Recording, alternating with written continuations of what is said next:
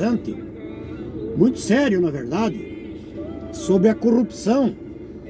A corrupção tem se generalizado na terra, no nosso Brasil, de uma maneira assustadora. E a corrupção, ela só existe se existir três elementos: o agente corruptor, o corrompido, ou receptador, o coagido pelo agente corruptor e a materialidade do crime, da ação, que hoje nesse fato seria o dinheiro. O apóstolo São Paulo falou que a raiz de todos os males não é o dinheiro simplesmente, mas é a paixão e o amor pelo dinheiro.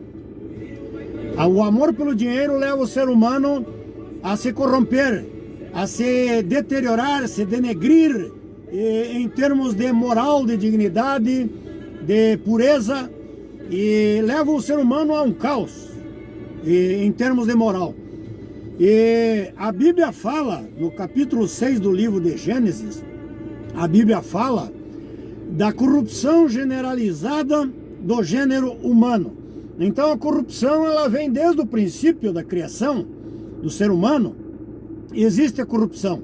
Capítulo 6 do livro de Gênesis, a corrupção generalizada do gênero humano. A Bíblia Sagrada fala no livro de Miqueias. O livro do profeta Miqueias foi escrito no ano 740 a 710 a.C. AC, a abreviatura AC, antes de Cristo. E o Miqueias disse: levantem e andem, porque o vosso descanso não será aqui, por causa da corrupção que destrói de uma maneira muito grande. No livro de Mateus, capítulo 26, versículo 14 ao 16, nós vemos um fato de corrupção em que envolve o Estado, que seria na época o governo romano, a religião da época, tradicional da época, e um homem chamado Judas Iscariotes, que seria um apóstolo, que estava contado entre os 12 apóstolos de Jesus. Então, o agente corruptor foi o Estado e a religião tradicional da época. O agente cooptado, o corrompido, o receptador foi Judas Iscariotes, e a ação, a materialidade desse ato corrupto foi 30 moedas de prata. E devido a esse fato de corrupção, um homem inocente foi levado a julgamento, foi preso, levado a julgamento, condenado e sentenciado à morte, sendo realmente um inocente, que era Jesus Cristo, Filho de Deus. Mateus 26, do 14 ao 16, e Zacarias, capítulo 11, versículo de número 12. A materialidade dessa ação foi apenas 30 moedas de prata. Nós temos no livro dos Atos dos Apóstolos, no capítulo 8, versículo 18 ao 23, um homem chamado Simão, um mágico, tentou corromper um homem chamado Pedro, um discípulo de Jesus, uma grande autoridade religiosa.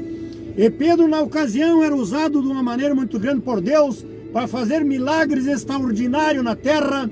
Nós temos, no livro dos Atos dos Apóstolos, nós vemos os feitos de Pedro, um apóstolo de Jesus. E no capítulo 8, do versículo de número 18 ao 23, nós vemos esse fato, e a materialidade dessa ação foi dinheiro. Mas Pedro dissera a Simão, Simão, as coisas de Deus são inegociáveis, portanto você fique com o teu dinheiro para a tua perdição. E a Bíblia diz que nós não devemos amar o mundo e nem o que no mundo há, porque o amor do mundo é inimizade contra Deus, e aquele que ama o mundo, o amor do Pai realmente não está, verdadeiramente não está nele, diz a palavra de Deus. E a única maneira de repreender, de diminuir, de tentar neutralizar a corrupção no Brasil e no mundo, mas particularmente falando aqui no nosso país, é não haver conivência, não haver alienamento dos agentes da lei, da justiça com o corrupto e o corrompido. Essa é a grande verdade. Precisa haver uma repreensão à luz da lei e julgar, penalizar, condenar e restringir a liberdade de homens e mulheres corruptos que estão enterrando o nosso país em obra superfaturada, em licitações indevidas e em desvio de verbas públicas e assim consecutivamente. Nós temos exemplos que não podemos nem mesmo estar mencionando muito porque podemos sofrer represálias. 48 milhões no consórcio Nordeste, 32 respiradores escondidos numa parede falsa dentro de um hospital no estado do Pará,